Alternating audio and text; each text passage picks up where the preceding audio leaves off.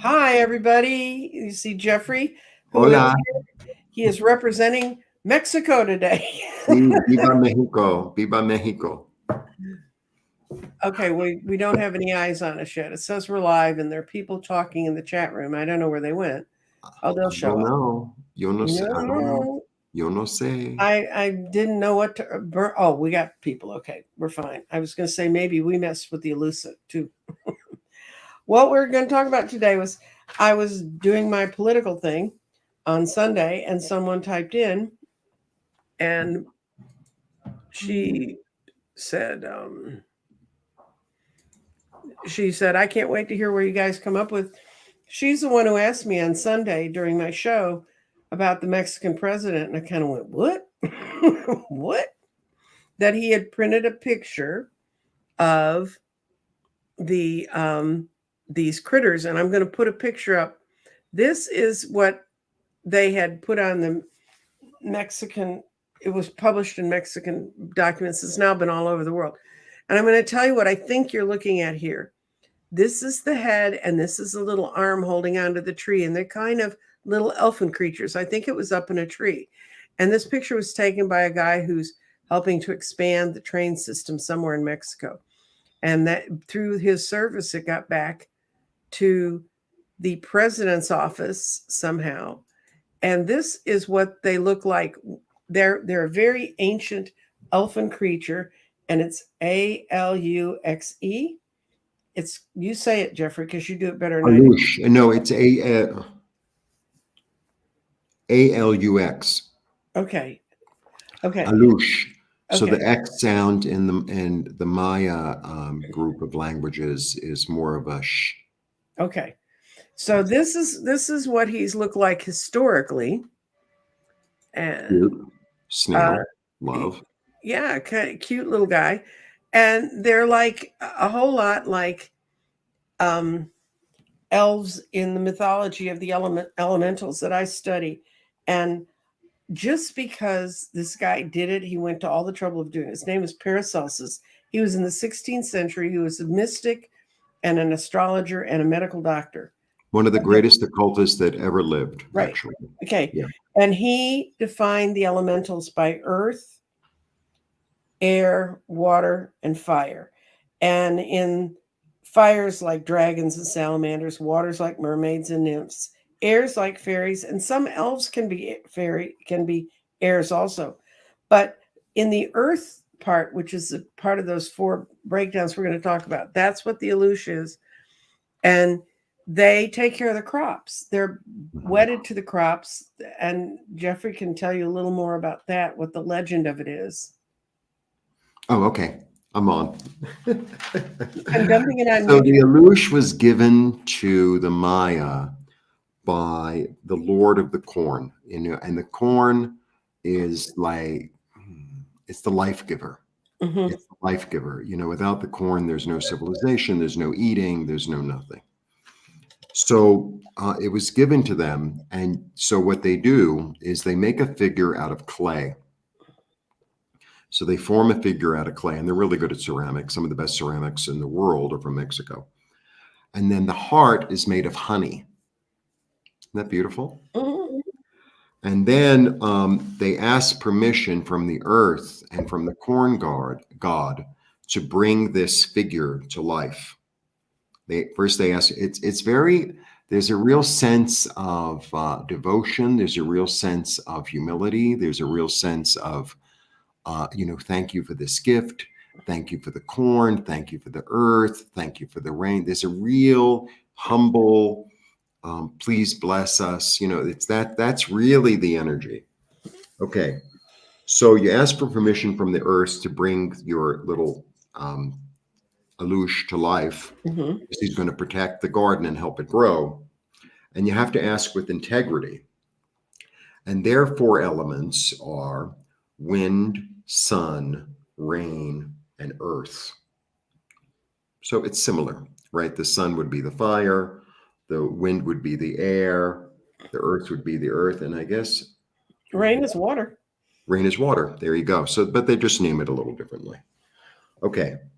So, and then this Aluxe once it comes, it starts to animate. It has the eyes of an owl, right? So Mhm. that it can see. I'm going It to could put be, his picture up because then you can see. right. So it would have the eyes of an owl. So the owl has the night vision and is very vigilant. And then it has deer legs and the feet of a lizard so that it could be swift and light, Hmm. so that it could move around really easily and not be heard, I suppose, right? Right. Because deers can actually be quite active at night as well. And then its heart is made of a jaguar and a dove. It's interesting how they bring the duality in, because the jaguar is fearless and the dove is tender. So it's both, right? It's a Hmm. fearless heart, but it's a tender heart. It knows how to take the action and protect, but it also knows how to be sweet. Um, and then in its mouth, it has the voices of all the animals so that it can communicate with all the animals to let them know what to do, even the insects, to Hmm. like protect everything, to bless everything. And so like the bad insects don't come. It's fascinating, right? Hmm. It's all put together. Um, And so what you do is you have your Aluxe and you put it in in a discrete part of the garden. And you have to like really honor it every time you go in and Hmm. say, "Oh, may we please?" And you build it a house. You build your Aluxe a house for it to reside in.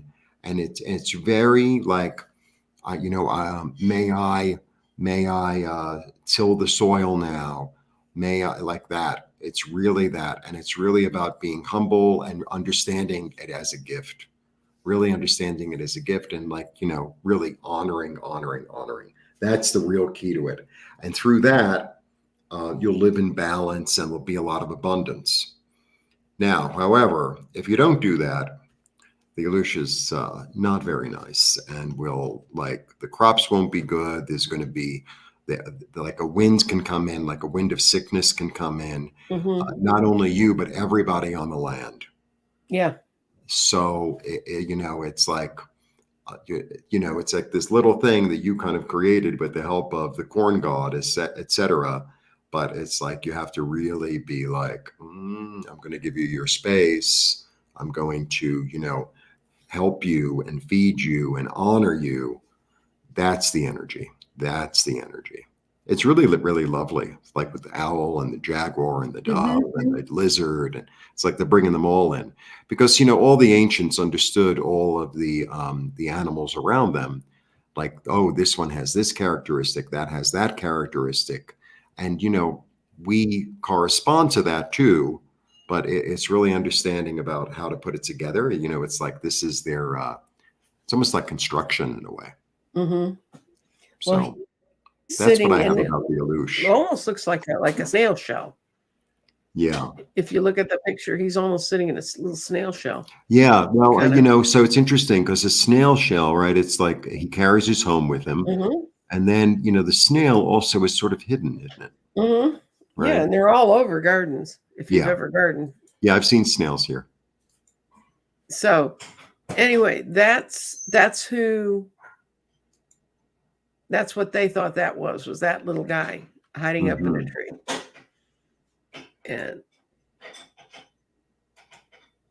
And then and when you're talking about houses, apparently they built this is bridge to Cancun near Cancun airport. I don't edit well, guys, so the bridge didn't get on there. But they built a highway from the Cancun airport to the resorts on the Yucatan. They built it 3 times and it kept collapsing. And finally, some people came to the government and they said, the Aluxe is not happy. You need to build them a house. So when you go over, this is the road going over, but this is what's underneath it. And since they built that house and built that section, the bridge has never collapsed again. So just saying. And that's true of European or Asian elf type creatures that I've heard about. They'll be really kind to you, but then if you piss them off, there's hell to pay. Yeah. They just will not put up with any of it. And one of the funnier stories I ran across in researching this for y'all is they've started doing concerts at, you can say it better than I can, Jeffrey, the big temple. Chichen Itza. Yeah, Chichen Itza. And in 2000, this was on ABC's news. It was on 2009 and 2010. Elton John was going to do a concert there. And 3 days before his concert was to happen, the whole stage collapsed. The whole superstructure in front of the temple collapsed. And they were kind of upset because they'd had Placido Domingo had been there in 2008, and Sarah Brightman had been there in 2009, and they'd had no trouble. But apparently, Elton John's people came in, and they thought they could just build the stage, and there was no big ceremony. The other two had the local priests come in and bless that land for that time for that service, which they don't like to do, because it's like if we showed up and said we're going to have a rock concert in the Sistine Chapel, I don't think the Pope would be real crazy about that. So anyway, they didn't do it, and his whole stage collapsed. They managed to get a stage up in time for him to do his concert. And then there's a big furor because the Mexican government said it was embarrassing that happened and stuff. So what they did, instead of continuing to work with the native population there, the Mayan priests who are in part of, it had some name, but I don't understand it. That means that they're the priests over that part of the country. The government or an entity, private individuals came in and paid $17.6 million for that piece of land and what they need to do concerts there. And then immediately announced they were going to have Paul McCartney the next year. And when Paul McCartney heard the story, or his people heard the story, they said, we'll talk to the native people too. And I didn't find any further articles where stages were collapsing there. But it's like not unknown. That's what shocked me, was that the president of a country would publish that kind of a picture. It's like a little like, I don't know if you guys remember it, because I'm just that old. But Jimmy Carter saw a flying saucer, and he actually reported it. Right. And people thought that, and everyone's, oh my God. But, if you know anything about the amount of people who see flying saucers, he was hardly alone. And that's what's going on. Let me see. Well, the indigenous cultures are still alive and well in Mexico. Oh, yeah. Oh, yeah. I mean, in fact, I put up a video. We were down by the Zocalo, which is a really big square in Mexico City. It's really big. And that's where like the big metropolitan cathedral is. And that's where the houses of government are. It's really like the political and the cultural capital of the whole country. And of course, it's right near the old Aztec ruins. And there are people that are there every day, and they're bringing in the Godhead. They're in feathers, and they're playing drums, and they all dance, and for hours and hours and hours. So we were out there one night this week, and they were still doing it. And we asked somebody, and he was more, I think he was less indigenous. It was just a waiter that we asked. And he said that they were, it was to the sun god. Okay. Sun god.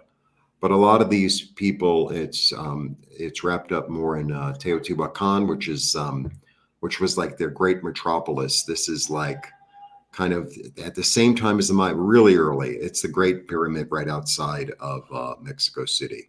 And there are a lot of pyramids right here in the city. Yeah. From different cultures also. Yeah, it's really powerful. It's a really powerful place, and it's really much more earth-based than the States.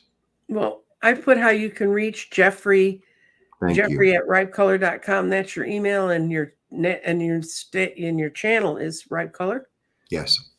And so anyway, I'm going to go. If you have questions, I haven't looked over to see what's been going on over here.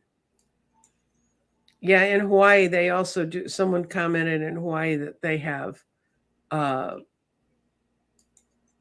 places like, people that are out promoting the indigenous culture.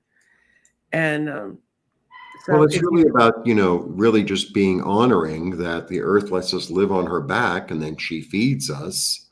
Mhm. Simple as that. It's just like, thank you, thank you, thank you. And so they have an altar that happens to be outdoors for the energies that are there. Makes Well, sense to me. makes sense to me. I did throw this, and I put it up. I haven't put it up yet, but okay, add to stream. We're gonna make you big. You big. Okay. I asked about this kind of whole story and with what I've been looking at, and it came out. That's why I left it up, because it came out to be a fascinating read. This, for those of you who haven't seen it before, is my garden. I throw stones in it. Go back. I've got lots of shows on it, but what it started out with was pyrite, which is grounding, showed up Hmm. in the root chakra. And my question was, how is this show going to affect us? And it said it energizes an understanding of what makes us more secure. Mm-hmm. And then for the other stones, all fell within water, air, earth, and fire. And my body fell between fire and water. And it says, I need help with the grounding elements right now. And both of those basically say you need help with your grounding elements. That's what's going on. But then I have never had 3 stones just land right on top of each other. And it's spirit, clarity, and mind. And they all fell between air and water. And when you look at the mind and air, it said thoughts are all important and let go of limitations, which I thought was interesting, because we tend to think, oh, I read about these when I was a little kid in a book. They don't really exist, but they do. And then clarity is be sure your thoughts are clear. And it says you really have all the clarity you need about this. Follow one of the paths to resolve your current situations. And then for spirit, um, I have that fell between the two of them. And spirit says, spirit's transforming my thinking. And actually, the transmutation is completed. And one of the things that struck me is I'm always trying and figure out ways to make things more open to people about how to deal with elementals, and that they are coming. They are going to be a linchpin between us and all the changes that are going on around us. And they're going to start happening really fast now, guys, really, really fast.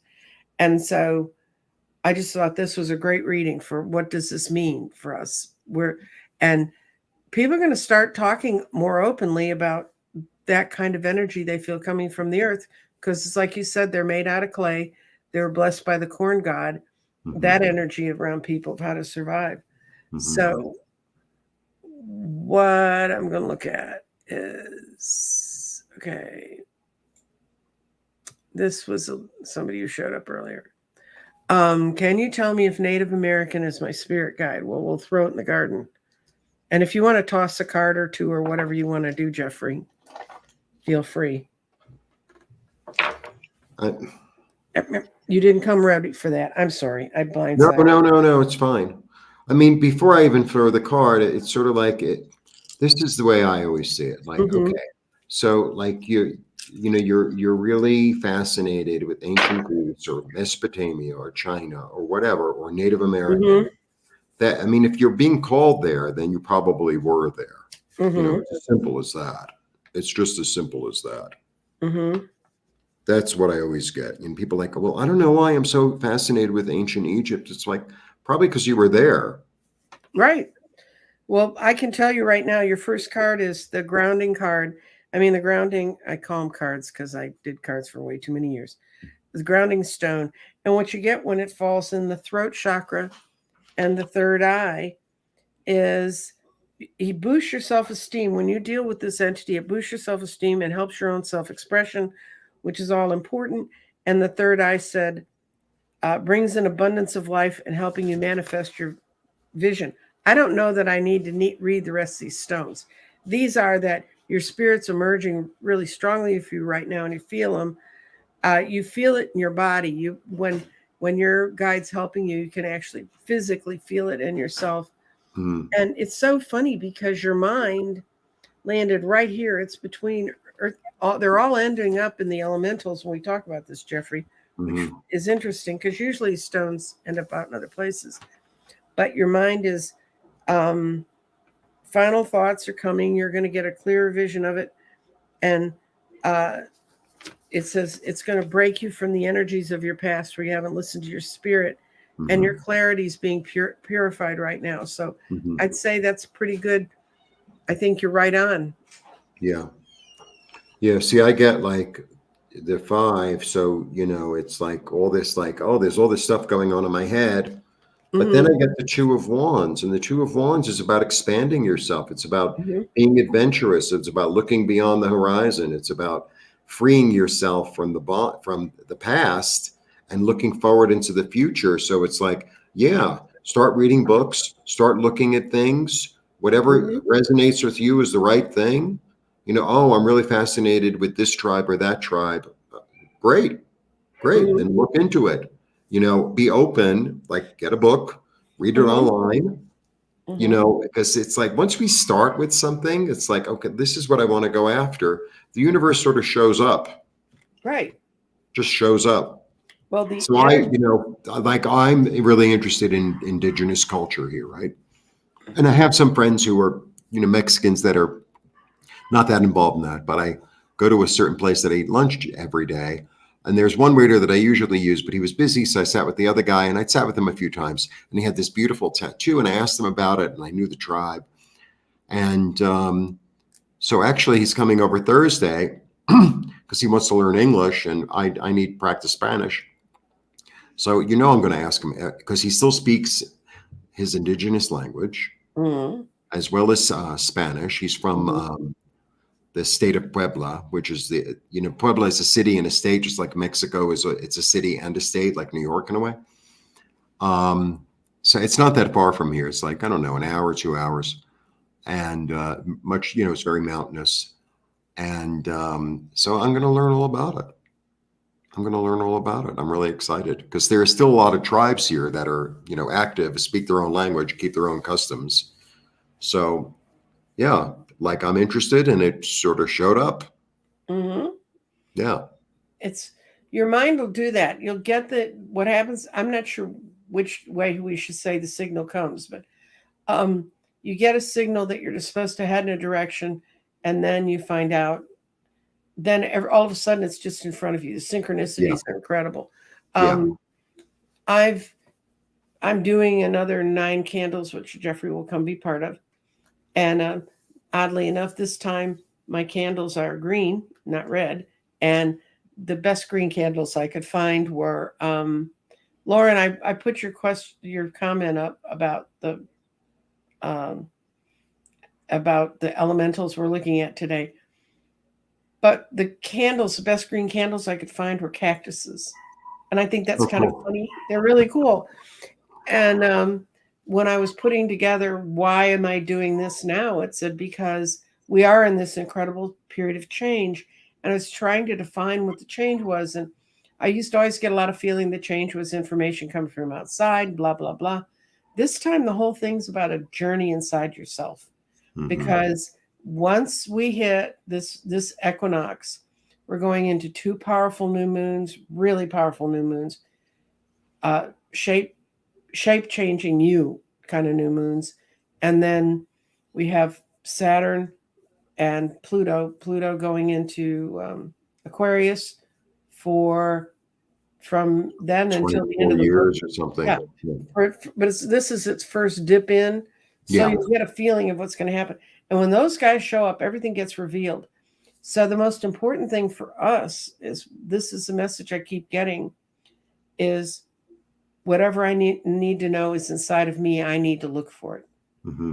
I can't wait for somebody else to come validate it. I can't, Mm-hmm. I want everybody to meditate and get in on that message. So you'll have Yeah. 9, actually 10 days, because Danny and I are going to spend a long show talking about how we have seen these energies shift, and then each day I'll have a different reader, and so far I've got. No, it's interesting you should say that because, like when people ask for my services with the pendulum and the IET, I'm just the guide. I'm just the guide. What happens is, like, I'm calling in my guides and angels and your guides and angels, and then they're Mhm. having they're meshing. So it's really your angels and guides doing the work. I'm just sort of overseeing it. I'm like the teacher in a way, Mhm. saying, okay, we're going to do this, we're going to do that. And, I get some information, but it's not like, oh, I'm the healer and I'm bestowing it on you. It's like, no, I'm helping you to work with your own light, with Mhm. your own guides, your own angels. It's really about empowering the individual. I mean, that's what the Age of Aquarius is about. And this whole awakening in us is to awaken us to our centermost consciousness. And if you get there, you don't get shaken. If you Hmm. become aware of your complete consciousness and how you are attached to everything, it's like the little Aluxes. They're there to help us get connected to the ground and to help us do our crops. I know that my oldest son lived in Guam for a while, and he used to go walk in the jungles in Guam. And the jungles in Guam are incredibly dense. Like they found Japanese soldiers like 40 years later on that island. I mean, it's an incredibly thick place. And he would always, before he went into the jungle to walk, he'd always do a prayer and do something to honor the jungle. And he Hmm. always came out, but he had a friend who didn't come back out. He walked in there one day and never came back. I Wow. mean, it's that kind of stuff. So we're really on the edge of, do we know how to do we know how to put our praises in the right way? Do we know how to put our concentrations in the right way? Do we know how to look for energy properly? Hmm. And I just considered these little guys showing up to be a complete validation, because I continue to work on my um, trying to understand the elementals, because I've been told that in this time of great change, which is going to happen between now and 2026, we're going to be able to see them again. One of the Hmm. reasons we in like the world I live in, like in the United States, one of the reasons a lot of us can't see them here is because our life got so dense, so 3D, that they went away. They live, the ones I spoke with that told me I have to start explain to me they went to live in this place. It's another dimension. It's on the earth. It's in the Hmm. earth. Hmm. And they had to go there because of, in a large part, in parts of the country, in parts of some of these countries, the churches drove them out, Hmm. and then industrialization drove them out, Hmm. colonization drove them out in Africa. And so they had to go to these other spaces and maintain their energy there. And they really there are there to protect us. And as our vibrations get higher, we'll Hmm. see them. That's why Yeah, kids see and it's this energy of devotion and an energy of reverence. them. Mm-hmm. Reverence. That's the key. And I think that's what, like what I read, it's really about being reverent, of like being, in your integrity with this illusion. It's like I'm in my integrity. I'm taking from I'm grateful to receive from the land, not like I'm taking. It's a different energy. It's a different energy. Yeah. It's humble. Mm-hmm. And when I study ley lines and energy lines, which I also talk about frequently, the whole, and I've been out to visit my tree, and Hogarth's not back yet. He's still down in the roots. That's the spirit that lives in that tree. But I've gotten to where I can be out with the ley lines more often and walk on it. The energy off those things is intense. Hmm. And I've been trying to go out with my little pendulum and figure out, because there's the line's supposed to get completely straight. And then you can figure out how wide it is. Ley lines, when you're not in the equinoxes or the solstices, they waver. And there's some people who follow them and track them that say they respond to the moon. I don't. I really don't have that much time to put on it. If I remember to put my little track shoes on and go out, I go look. But um, it's really interesting to get in touch with nature. And after I've done this show, and after you and I do this show, Jeffrey, we'll have a lot of people contact us and say, "Oh, I went out," and they're not going to. You probably could find an Aluxe here. The only reason it's in Mexico is Right.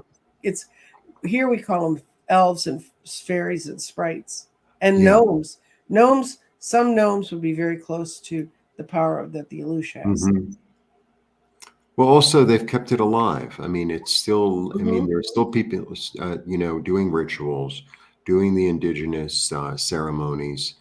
And this was the story I was going to tell you before. So years ago, I came here, and there was like an Airbnb experience of like Mm-hmm. a Mayan shaman Mm-hmm. for the Mayan horoscope. Mm-hmm. And they like in the West we have a 12, we have 12 signs. Here they have 20. It's called days. So most of them are named after uh, animals. Mm-hmm. So it's a bat, it's a deer, it's this and that, and they have different energies. And the day you're born would be your energy, or one. It's also numbers, but that's one of your major energies. And it goes, all through the 20, all through the 20, all through the 20. Mm-hmm. And the way they read is like they look up, and they've still been counting the days. They've continued to count the days. So it's like let's say it goes one, and then it goes through all of them, two, and then it goes through all of them, etc. So it would be one rabbit, right? And then one bat, and then one deer, like Mm-hmm. that. So anyway, of course I get there on time, and no one's ever on time here. And I'm sitting and I'm eating my little coffee cake or whatever. And then I realize I'm in the wrong place because there's one next to each other. So I went in there and had more dessert. Anyway, he still didn't show up. And when he does finally come, he's like, he looks up my date and he gave me a reading. It was so unbelievable. It was so unbelievable. It was really powerful. And to know that they're keeping it alive is so Mm-hmm. um, heartwarming, and so it's really deep. I don't know how to say it. It's really profound, and there's like um, there's a reverence. There's a reverence, and when I see that other people, because I'm really reverent. I know I'm sassy, but I'm really very reverent. I really. And when I see other people living in their reverence, it's like it brings me hope, and it brings me joy and gratitude, actually. Okay. And there's a lot of that here. I have a question here, and I'll answer it. Are ley line maps accurate? Do they change? Yes, they will change because sometimes they break. Sometimes there's ley lines and dragon lines. There's all kinds of earth energy lines. Uh, I don't know where you got your map from. I don't know who drew it. In England, they're incredibly interesting. They actually have a Google site where you can post if you find a ley line like the one I found in front of my house. I could go out and get the uh, the GPS coordinates for it, and I could put it on a map, and it would be listed as what day I found it and where I found it and stuff. My map, Hypnicity, I didn't have a map. Matter of fact, they told me that they turned the grass yellow around that tree to point it out to me because I was too Mhm. lazy and not looking for it. Um, Yeah, I go to the park. There's a really big mhm, park here that's really really natural. So I go there a lot, and I don't. I keep on thinking that's Leyland. I just sit with the trees and I ask them what they have to mhm. tell me. Yeah, sit with the trees. Um, how does March look like as February has been really stressful? I heard a lot of people who were looking at the long term energies in this year, and they said it was almost going to be like the year was in two parts. What Mm, happens until March comes now? We're talking about change, and I accept change and I live with it. But some people would rather do anything than change. mhm. You know, if and so um, if you You want to pull some cards on it, Jeffrey? I can throw in the garden to see Yeah, now. I mean, it's funny you should say change because I remember I just uploaded all the March readings. I did the Mhm. right element, Oh, and Jeffrey does marvelous daily readings, weekly readings, and monthly readings. So if you don't belong to his channel, hop your little butts over here as soon. Don't do it right this second. After you've watched us, go I'm over there. sassy and reverent. Yes, very reverently push that subscribe button. And he also, Jeffrey has a join group. My join is only totally circles around the garden because I can't wrap my head around doing more. But Jeffrey has a group where Wow. he does tutorials and he teaches people skills that are good for you to know. So why don't you do your reading, Jeffrey, and I'll throw the stones.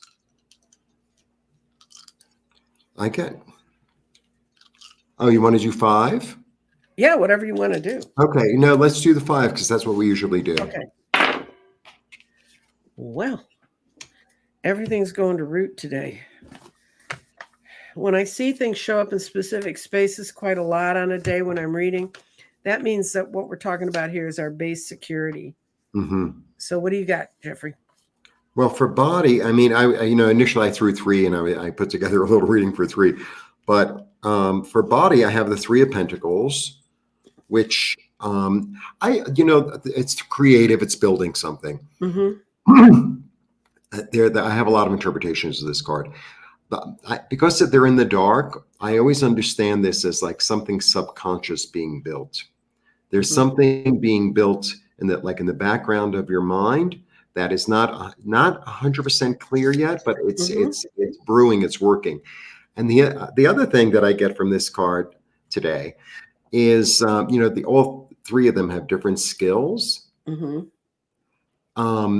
and I think it's really about developing and understanding and discovering new skills inside yourself that maybe you didn't think you had. It's like, oh, I can't do that. It's like, well, maybe you can. Maybe you can. Okay, so that's body. And look what I have for mind. Talk about change. Wow. Yeah. I've got to. So the Fool is a fascinating card. It's the first card in the deck. Mm-hmm. And his soul is with him. The little dog is his soul. And he's off into new territory. It's like everything is new, everything is sunny. I wonder what's going to, he's really curious. He's really open-minded. He doesn't really have baggage from the past. He has his little bandana, but who knows what's in it. And he's just willing to try something new, completely willing to try something new. Mm-hmm. It's like, oh, I never really thought I could do that. And here we go. There's enthusiasm and optimism in a way that only an unborn soul, like he's an unborn soul. Like, yeah, let's see what happens. It's like there's that energy. So body, mind, which is great. Mm-hmm. Spirit is like super grounded. Spirit is like, I'm going to be patient. I'm going to be practical. I'm going to move sort of slowly. It's going to be fertile, but I'm going to decide really carefully where I plant my seed. But she's got her head on straight. She's got her head on straight. Body, mind, spirit. Look what I got for grounding. Look at this. Whoa. I know. So this is Isis. This is like really being in touch with how to create out of all of it. Because Isis creates out of chaos. She creates out of chaos. Like all these things that are going on in your head. It's the dreamscape. Is like, is it real? Is it not real? And out of that, she creates something, and it's super fertile because both of these cards are big cards of fertility. Yeah. Incredible. And this is really about paying attention to your intuition in a really, really big way, like really diving into it, but in a practical way, right? To begin something new.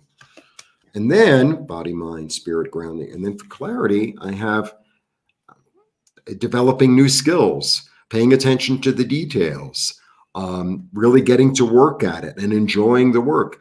So it's overall, it's this energy of like really understanding and bringing spirit in, your intuition, your instinct, in a practical way, and getting to work at it.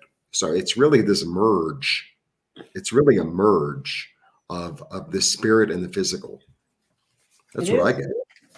What I got for you in clarity is tying the cosmic wisdom that's needed for your base. And then I have your mind, and it's happening right now, but your mind is in the future, and that means think of the situation in the future tense. So don't get tied back to that old stuff. Think about what's coming up in the future for you. And then your spirit is in false, and your spirit feels as if it's been taken down the wrong path. And it feels like it needs to be aligned to this newer situation. And then what's emerging, whenever anything lands on Earth, it means that value is emerging. For your body, it means some rapid changes are coming to you physically, which may mean the release. When you tie into your cosmic energy and you start to see the positive things that are coming in the future, your body's going to change and feel more uplifted. You're going to not feel, I don't think you're depressed, Mayhu. I think you're just kind of down in the dumps, sweetie lumps right now. And because you're saying, stressful, February was very stressful. And I don't know what happened around you, but I'll take your word for it. But this is your grounding, and more is being brought forward. So all I can tell you about March is going to be a marvelous month for you. And just remember, March is the next month. Move forward, and you've got your body's changing and growing. Your new ideas are changing and growing. Don't hold on to the thinking back about what was broken in the past. Okay, got another one. I don't know. Let's see.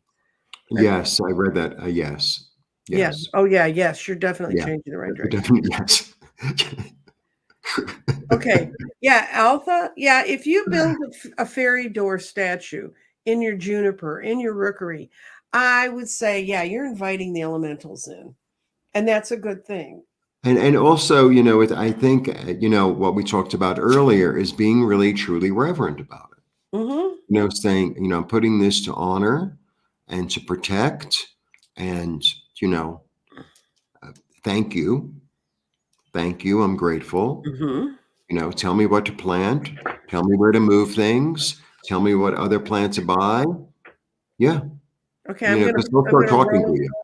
going to roll one stone for you, and this is the pyrite, which is your grounding stone, and we'll see where it goes for you. Oh, sacral chakra, great. Manifestation is supercharged for you at this time. So yeah, you're running on all gears. And if you just keep following, if your instinct said, I want to put a fairy door statue on my thing, you're responding to what the energies are telling you to do. And if you notice, you don't have to put your brain in it. I thought this was a good idea. I just put it there. I mean, that's going to be a big part of us getting out of our own way, is giving up, holding on to our mental powers all the time. And Eliza brings up a good point. Look what I got for her. Oh, wow. Yeah, you're right on. So, yeah, and it's interesting the way I read this card lately. I mean, it's blessings from above. It's hope and inspiration. She's grounding it into the earth. She's grounding it into the earth. Her dreamscape, she's grounding it into the earth. That's what's going on. This is one of the most benefic in the whole deck. And what Eliza is saying here is totally true. When planets complete their transit of signs, which Saturn is just about to finish doing, it's at the 7th of March, I think, that it moves out. And then you got Pluto moving, dipping in and going into the new planet and then retrograding back. The signs can be very stressful because you've got that big ball of big planet energy moving out of where it's been. You've gotten used to it. When it went into there, when it first went in, you would probably, if you could, okay, thanks. I'm glad I have the right day because I've been working with this for the last week. Hi, Madhu. And you should, when they transit signs, they really, people don't understand how messed up it's going to be. Soon in Aries, we're going to have a stellium. And for those of you who don't understand those sort of astrologic words, stellium means Three or more planets in one 3 more sign. planets in one sign. So when you start looking at astrologers, if you ever watch any of them and they put their charts up, we're going to get my garden out of here because it's taking, sorry, you got too much real estate. There's the Aries is going to look like half the chart because it's going to have all these planets and it has had all these long running planets out there too. Yeah, 29th degrees is potent. We're going to get apparently an astrology lesson from Eliza. 29th degree is very potent no matter what the sign, and 1 is very, very. Right. So thank you, Eliza, for all your help. And it doesn't have to be within the sign. They just have to be within 10 degrees of each other. But Eliza, I put it like in the sign because it makes people really confused. When I know really good readers who can contain all the information of all the decks, you start talking angles and stuff to them and their eyes glaze and they fall over sideways. I'm going to have on the first day of my 9 candles, Dorothy Morgan's going to be here, who's a really good astrologer. And she's part of my journey to learning how the world really works. I'll bore you all with the story one more time. When I first built my first grid, I built it for my family and I was just reading cards. I wasn't handling stones much, but I read about grids and I thought, well, I'd look at it and I built this grid and it was for prosperity. And I said, just bring fun things, fun, abundant things so I don't have to spend money on it. So I can keep the abundances I saw at the time, which was dollars, in my own hand. The next day I opened up my emails and I had gotten a note from Dorothy Morgan and I had seen a bit of her show one day and commented on how I liked the way she presented things. She goes through once a month, if she used to, and pick out someone who's never contacted her before and offers them a free chart. And so I got back in touch with her and I'd studied astrology. And so I told her, well, I know what my chart is. So she did a progress chart for me. So the day we met on the phone, this was before everybody was using YouTube for everything. This was before the pandemic. This was when the world before. And we talked and she explained to me it was coming up and she was very accurate. I can say I've now been through years of it and Dorothy was right. But the part I asked her is I said, when did you pull my name? Because one thing about astrologers, they have date books. They know when they did what. They're really good about that. And she pulled my name out an hour and a half after I'd set up my grid. So then I went, oh, this thing means something. I mean, you couldn't have it smashed more in your face, you know? So Dorothy's part of the myth, the legend of my becoming a reader on YouTube.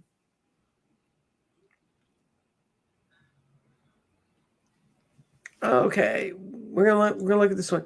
I don't normally do health questions, but I know who Melissa is. She's a really serious, fun lady. So we're gonna look and see will it solve the pain?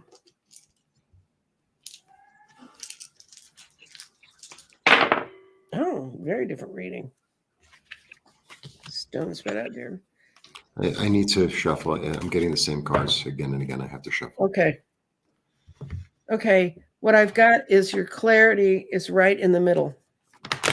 You're making me work, girl. I have to read all of them. It says, be sure your thoughts are clear. Use ideas from your past. So even when you come out of it, follow the rules and take care of your own body. Many new paths are appearing for you in the future, and you have all the clarity you need. So nobody's telling you lies. You would not have that stone there if anybody was telling you anything that looked like a thing. And that really the transmutation of this part of your spiritual journey is finished once you get this treated. Part of the journey was figuring out what was wrong. And your mind is open. Watch for all signs because your mind's going to go through another growth cycle here. But right now your mind's open and just watch for the signs. You knew how to take care of yourself. Now, for your body, you got restate. I have no doubt. Restate means look again and figure out what's going on. And one of your problems was that it's gone on this long is that your options weren't clear at the time you were making decisions. And I think you've made one now because all these say you've made a decision. You've got your grounding is all the gifts from this are not yet recognized for you, but it's leading you absolutely in the right direction, and you're on a path to abundance. So I think they're telling you the truth, and it's a good idea. Not that. So I have a question for the. Okay, I feel like you're going to get information from somebody, from a woman. I get a woman in your family or in your community, because I get this. Mm-hmm. So I feel like there could be somebody who has some information, or somebody that I was getting this even before the reading. There's like a woman that, maybe you know really well, or maybe you don't, but it's like there's something going to be like set you off. It's like, oh yeah, I like that idea, and like that. Mm-hmm. I just feel like there's a message coming. And then I have the Knight of Wands, so then you'll have a strategy as to how to move forward, right? And then I Mm-hmm. get the Justice card, which is wonderful. So it's going to be balanced. It's going to, I feel like you're going to get some information from a woman, like an idea, somebody maybe in your family, or somebody, that She seems said like all of her family. doctors are women. Oh, there you go. That settles that one. And she is going to go to an acupuncturist, to the person who commented, to help her. I get you being completely healed. Look, I get you Mhm. being completely healed and starting on a new journey. Yeah, you have to make the choice. I mean, there's really a choice.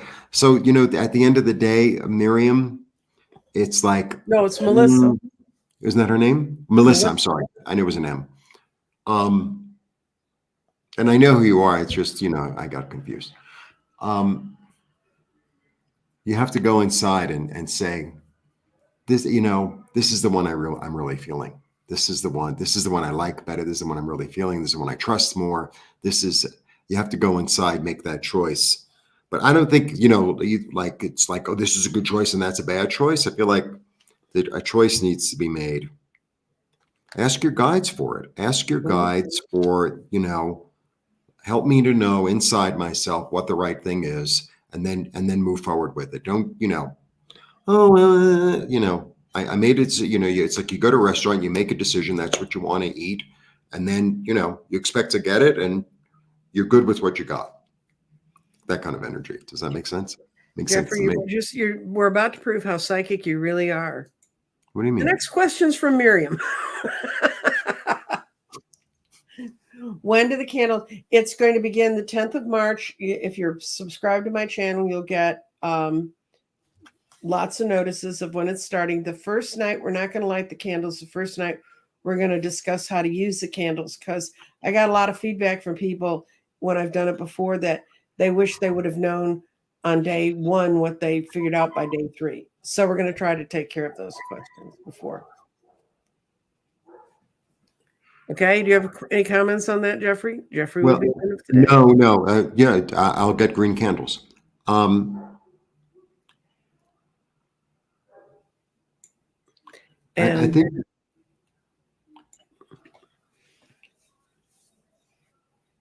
okay, I think we're the one who seems most level-headed, Melissa. Okay. Jeffrey's still working Melissa. The one who seems most level-headed. That's what I get.